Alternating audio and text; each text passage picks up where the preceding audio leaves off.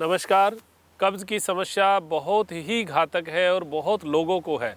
देखिए, आज जो मैं एक छोटी सी टिप्स आपको बताना चाहता हूँ, वो इस तरीके की है कि जिसको हर व्यक्ति कर सकता है। कोई दवाई नहीं है, कोई प्रकार की कोई प्रक्रिया नहीं है। केवल हम जब सुबह उठते हैं, उस समय हमें किस पोजीशन में 5 से 10 मिनट लेटना चाहिए, उसके बाद हमारा जो है बाउल मोशन सही हो जाएगा। हमें जो कब्ज़ की शिकायत है, वो नहीं रहेगी।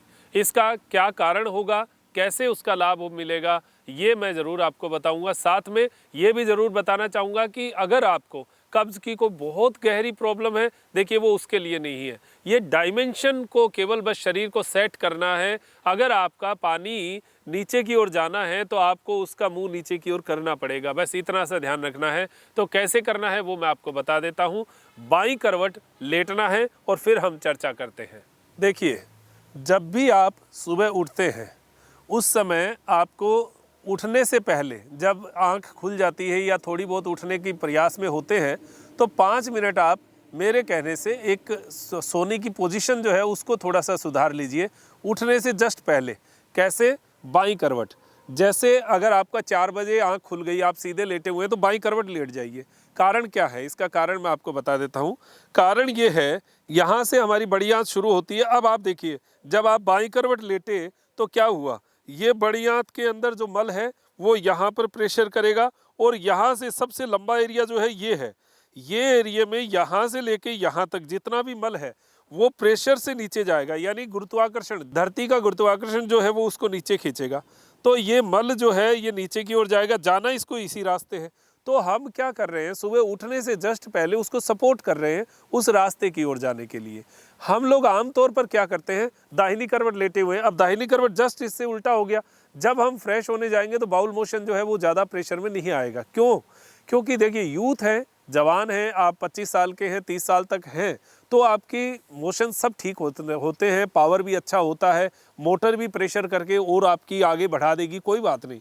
लेकिन जब आप 35-40 पार करते हैं, तब इनका सबका मोशन धीरे धीरे कम होना शुरू हो जाता है। ब्लड सर्कुलेशन इन आंतों पर धीरे धीरे कम होना शुरू हो जाता है। तब मेन समस्या आती है, तब प्रॉब्लम आती है।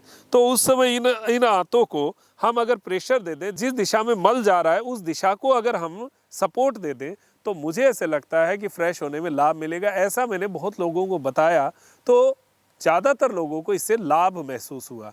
भले ही 10% हुआ हो, भले ही 50% हुआ हो, लेकिन लाभ मिला। इसमें नुकसान क्या है? सुबह सुबह उठना है और इस प्रकार ऐसे ही तो लेटना है। उठने से पहले बाईं करवट लेट गए तो आप देखो क्या होगा, यहाँ से ये बस यही तो बड़ी आंत है। तो यहाँ से मल घुसा, यहाँ तक है मल, यहाँ पड़ा है, यहाँ प्रेशर आया, यहाँ से यहाँ इस साइड में नीचे की ओर गया। जब ऊपर का प्रेशर होगा तो इधर भी सरकेगा।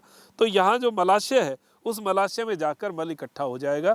जब आप खड़े होंगे तो आपको फ्रेश होने की बड़ी इच्छा होगी, तीव्र इच्छा होगी, और पेट जो है वो जल्दी साफ हो जाएगा। ये एक छोटी सी ट्रिक मैंने बताई है, कुछ नहीं है, ये कोई दवाई नहीं है, केवल डायमेंशन है। आप समझिए तो सही, जब आप खाना खा रहे हैं तो उल्टे लेट के थोड़ी खा सकते हैं। अगर आपको खाना खाना है, कह दे शीर्षासन में खाना खाइए, खा सकते हैं। आपको सीधा बैठ के ही खाना पड़ेगा। क्यों?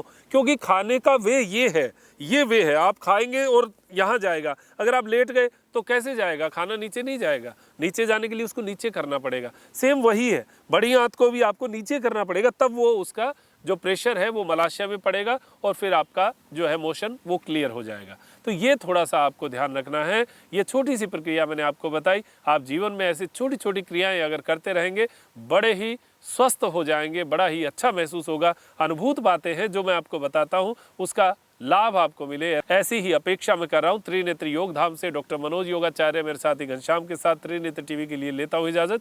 नमस्कार।